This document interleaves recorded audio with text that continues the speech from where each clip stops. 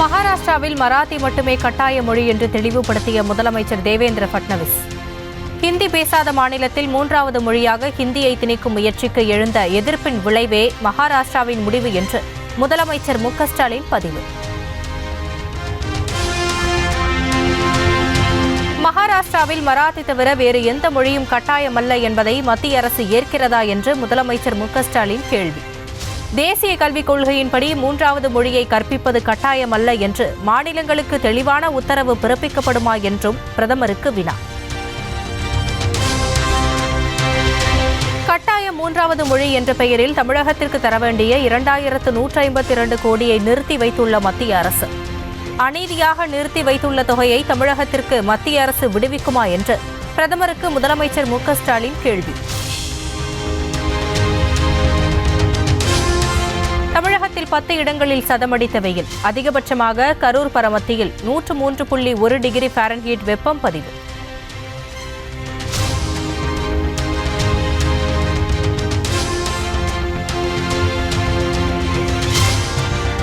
தூத்துக்குடி மாவட்டம் திருவைகுண்டம் கோவில்பட்டி பகுதியில் பலத்த மழை.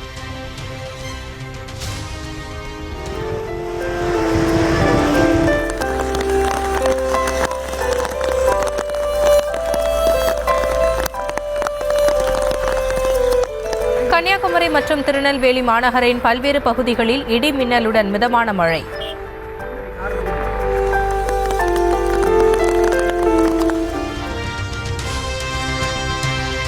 வரும் 27ஆம் தேதி வரை தமிழ்நாட்டின் சில பகுதிகளில் லேசானது முதல் மிதமான கோடை மழை பெய்யலாம். சென்னை வானிலை ஆய்வு மையம் தகவல். தமிழ்நாடு புதுவையில் வரும் 25ஆம் தேதி வரை அதிகபட்ச வெப்பநிலை 2 முதல் 3 டிகிரி செல்சியஸ் வரை அதிகரிக்கும். அதீத வெப்பத்தால் பொதுமக்கள் அசௌகரியத்தை சந்திக்கலாம் என்றும் வானிலை மையம் எச்சரிக்கை. கேரளா, ஆந்திரா உள்ளிட்ட மாநிலங்களில் காவலர்களுக்கு சங்கம் உள்ள நிலையில் தமிழகத்தில் மட்டும் போலீசாருக்கு சங்கம் இல்லாதது ஏன்? ஜனநாயகத்திற்கு எதிரானது இல்லையா என்று உயர்நீதிமன்ற மதுரை கிளை கேள்வி. காவலர்கள் முதல் ஆய்வாளர்கள் வரை வார விடுமுறை வழங்க வேண்டும் என்று 2021 பிறப்பிக்கப்பட்ட அரசாணை இதுவரை நடைமுறைக்கு வரவில்லை எனில் முதல்வரின் உத்தரவுகளை அதிகாரிகள் மதிப்பதில்லையா என்று உயர்நீதிமன்ற மதுரை கிளை கேள்வி. காவலர்களுக்கு வார விடுமுறை வழங்க வேண்டும் என்ற அரசாணை எந்த வகையில் பின்பற்றப்படுகிறது? டிஜிபி விரிவான பதில் மனு தாக்கல் செய்ய உயர்நீதிமன்ற மதுரை கிளை உத்தரவு. நீட் விவகாரத்தால் தமிழ்நாடு சட்டப்பேரவையில் கடும் அமளி. திமுக மற்றும் அதிமுக மாறி மாறி குற்றம் சுமத்திக் கொண்டு வாக்குவாதம். நீட் தேர்வில் இருந்து விலக்கு அளித்தால்தான் பாஜகவுடன் கூட்டணி என்று கூறுவதற்கு அதிமுகவுக்கு தகுதி இருக்கிறதா? நீட் தேர்வு விவகாரத்தில் நடந்த தவறை சரி செய்வதற்கு தற்போது வாய்ப்பு கிடைத்திருப்பதாக முதலமைச்சர் பேச்சு. சரி, அந்த சிக்கலை சரி செய்வதற்கு உங்களுக்கு ஒரு நல்ல வாய்ப்பு இப்பொழுது கிடைத்திருக்கிறது. நாங்கள் செய்தது தவறோ தவறில்லையோ, நான் அந்த வாதத்திற்கு போகல, அந்த வாதத்திற்கு வரல. இப்போ இருக்கக்கூடிய நீட்டை ரத்து செய்தால்தான் நாங்கள் கூட்டணியில் இருப்போம், இல்லை என்றால் கூட்டணி விட்டு விலகுவோம் என்று சொல்வதற்கு உங்களுக்கு தகுதி இருக்கிறதா? அதான் கேள்வி.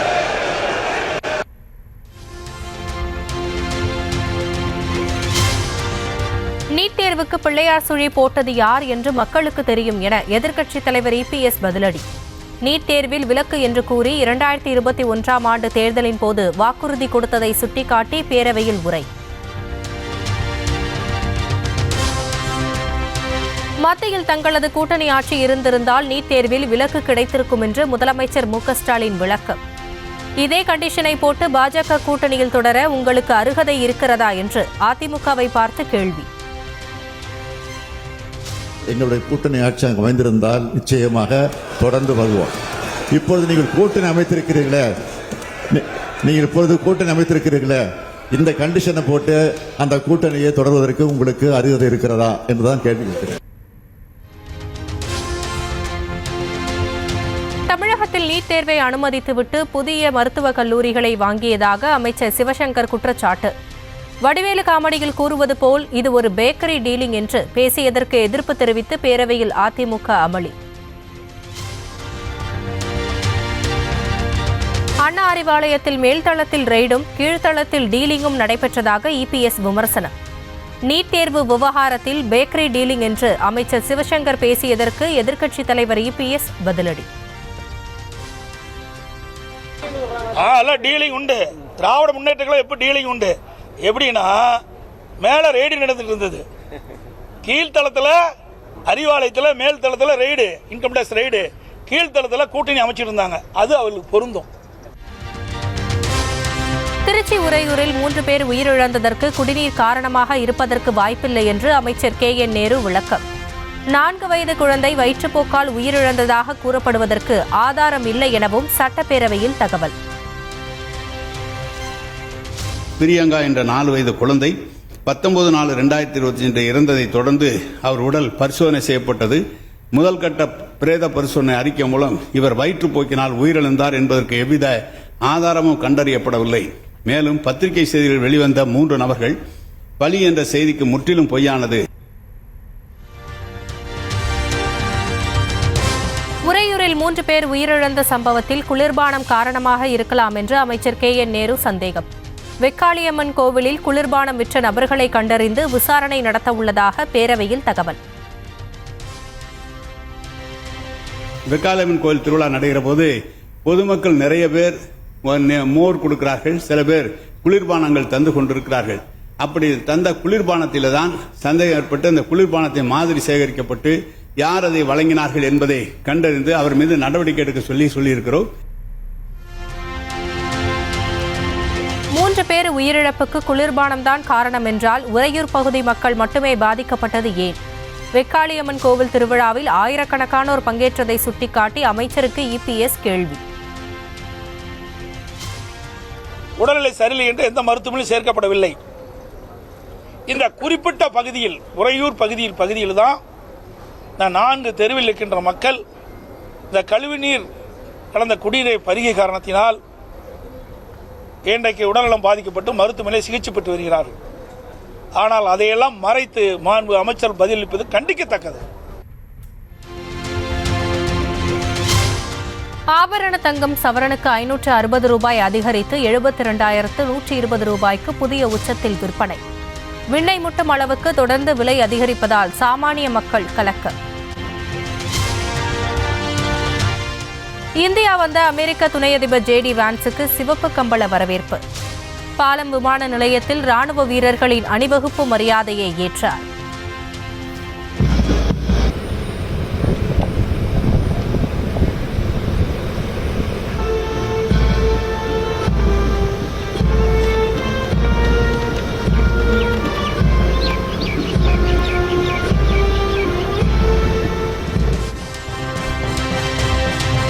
பிரதமர் மோடியை குடும்பத்துடன் சென்று சந்தித்த அமெரிக்க துணை அதிபர் JD வான்ஸ்.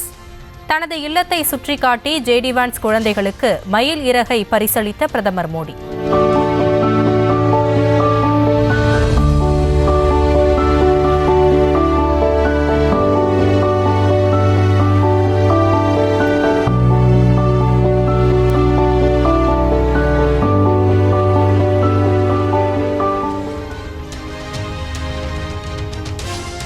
டெல்லியில் உள்ள அக்ஷர்தாம் கோவிலுக்கு சென்றார் அமெரிக்க துணை அதிபர் JD வான்ஸ். குடும்பத்துடன் சென்று சுவாமி தரிசனம்.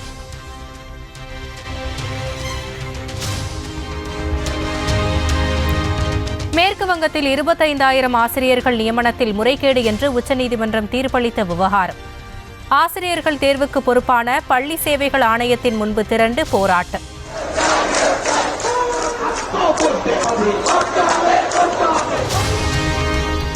தலைமை நீதிபதி குறித்து அவதூறு கருத்துக்களை தெரிவித்த பாஜக MP நிஷிகாந்த் துபேவுக்கு எதிராக நீதிமன்ற அவமதிப்பு வழக்கு தொடர முறையீடு. இந்திய அரசின் அட்டர்னி ஜெனரலிடம் கருத்தை பெற்று மனு தாக்கல் செய்யுமாறு நீதிபதிகள் அறிவுறுத்தல்.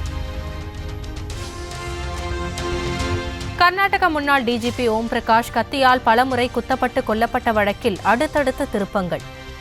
மனைவி மகள் கைது செய்யப்பட்ட நிலையில் சொத்து தகராறில் கொலை செய்தது அம்பலம்.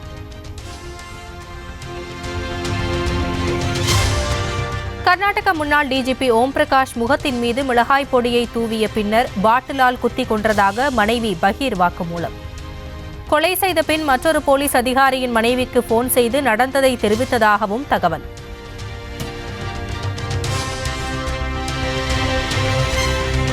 நாங்கள் யாருடன் வேண்டுமானாலும் கூட்டணி வைப்போம் என்று எதிர்க்கட்சித் தலைவர் இபிஎஸ் பேட்டி. பாஜகவுடன் திமுக சேர்ந்த போது இனித்த கூட்டணி தற்போது கசக்கிறதா எனவும் கேள்வி. ஏங்க நாங்க கூட்டணி வச்சா நீங்க எங்க பதறீங்க? முதலமைச்சர் சட்டமன்றத்தில் ஏன் கோவப்படுறீங்க? நீங்க பயப்படுறீங்க? அதிமுக யாரோடாலும் கூட்டணி வைப்போம், அது எங்களுடைய விருப்பம், எங்களுடைய கட்சி. பாரதிய ஜனதா இவர்களோடு இணைந்து பணியாற்றுகின்ற பொழுது இனிச்சுது, இப்ப கசக்குதா? நிதியும் அதிகாரமும் இல்லாத என்னிடம் எதுவும் கேட்காதீர்கள் என்று அமைச்சர் பிடிஆர் பழனிவேல் தியாகராஜன் வேதனை. ஐடி பார்க் கட்டித்தருமாறு கேட்ட அதிமுக எம்எல்ஏவுக்கு சட்டப்பேரவையில் பதில்.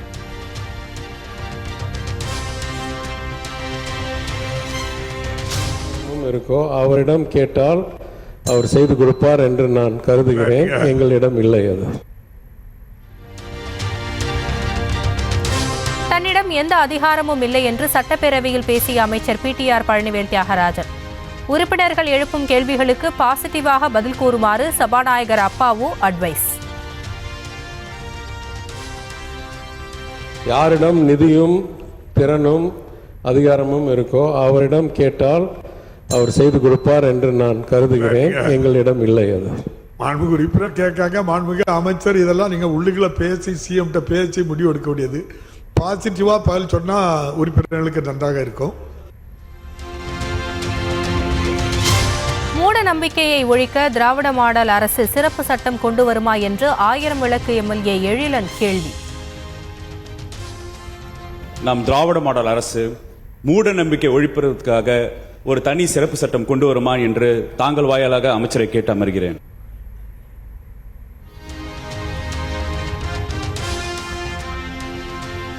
நம்பிக்கைகளை பொறுத்தவரை சட்டத்தின் மூலமாக ஒன்றை தடுப்பதோ ஒன்றை பாதுகாப்பதோ இயலாத ஒரு காரியம் என்று அமைச்சர் ரகுபதி பதில். எனவே அரசியல் சட்டப்படி அவர்களுடைய உரிமைகளை தான் அவர்கள் பாதுகாக்க முடியுமே தவிர எந்த சட்டத்தின் மூலமாகவும் எதையும் நாம் கொண்டு வந்து ஒன்றை தடுப்பதோ அல்லது ஒன்றை பாதுகாப்பதோ இயலாத ஒரு காரியமாக போய்விடும்.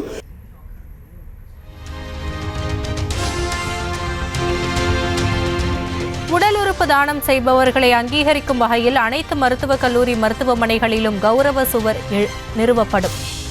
அமைச்சர் மா சுப்பிரமணியன் சட்டப்பேரவையில் அறிவிப்பு.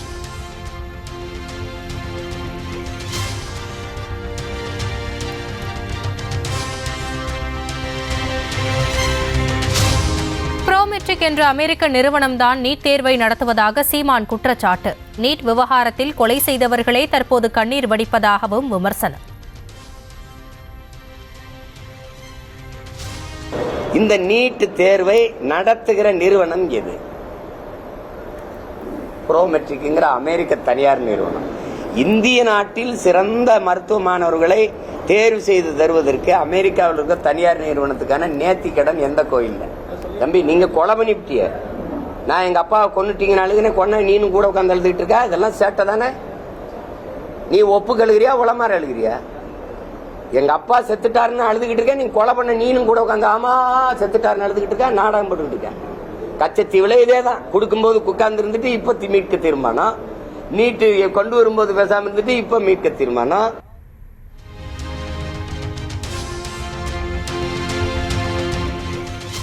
சிவன் ஆட்டத்தை பார்த்திருப்பீர்கள், வரும் தேர்தலில் இனி என் ஆட்டத்தை பார்ப்பீர்கள். சீமானின் புதிய பஞ்ச் டைலாக். ஒரு 4-5 மாசம் தானே பொறுத்திருந்து பாருங்க ஆட்டம் எப்படி இருக்குன்னு. நான் திரும்ப சொல்றதுதான், சிவன் ஆட்டத்தை பார்த்திருப்பீங்க, சீமான் ஆட்டத்தை பார்ப்பீங்க இந்த தேர்தலில். டாஸ்மாக் தலைமை அலுவலகத்தில் நடைபெற்ற அமலாக்கத்துறை சோதனையை சட்டவிரோதம் என்று அறிவிக்க உத்தரவிடக் கோரிய வழக்கில் நாளை மறுநாள் தீர்ப்பு.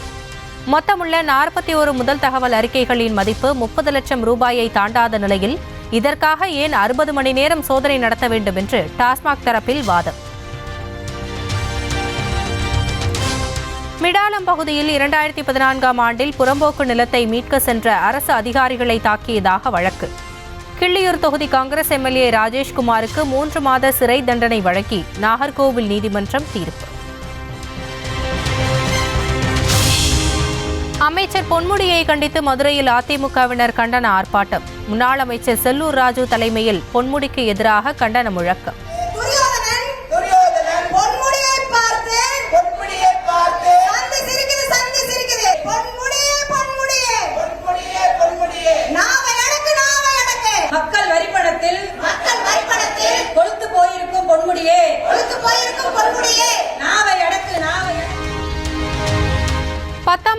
சமூக அறிவியல் பாடத்தில் 1 மதிப்பெண் வினாவில் 4வது கேள்விக்கு பதிலளித்திருந்தாலே 1 மதிப்பெண். கேள்வியில் வாக்கியங்கள் முரணாக உள்ளதால் 1 மதிப்பெண் வழங்க வேண்டும் என்று அரசு தேர்வுகள் துறை அறிவுறுத்தல். கத்தோலிக்க திருச்சபையின் தலைவரான போப் பிரான்சிஸ் காலமானார். நிமோனியா பாதிப்புக்கு சிகிச்சை பெற்று இல்லம் திரும்பிய நிலையில் அதிர்ச்சி செய்தி.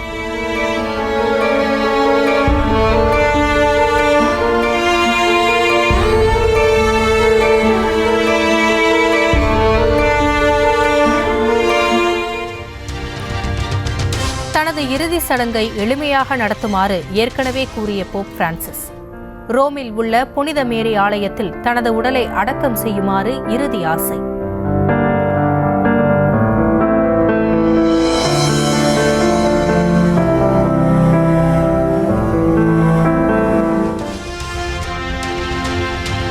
போப் பிரான்சிஸ் மறைவிற்கு பிரதமர் மோடி இரங்கல். இயேசு கிறிஸ்துவின் லட்சியங்களுக்காக தன்னை அர்ப்பணித்துக் கொண்டவர் என்று புகழஞ்சலி.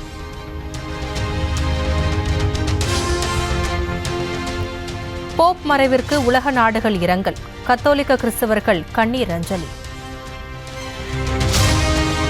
இந்திய கிரிக்கெட் வீரர்களுக்கான புதிய ஊதிய ஒப்பந்தத்தை வெளியிட்டது பிசிசிஐ. ரோஹித் சர்மா, விராட் கோலி, ரவீந்திர ஜடேஜா, பும்ரா ஆகியோருக்கு A+ இடம். நடிகர் திலகம் சிவாஜி கணேசனின் வீட்டை ஜப்தி செய்யும் உத்தரவை ரத்து செய்தது சென்னை உயர்நீதிமன்றம். நடிகர் பிரபுதான் அன்னை இல்லத்தின் முழு உரிமையாளர் எனவும் நீதிபதி அப்துல் குதூஸ் உத்தரவு.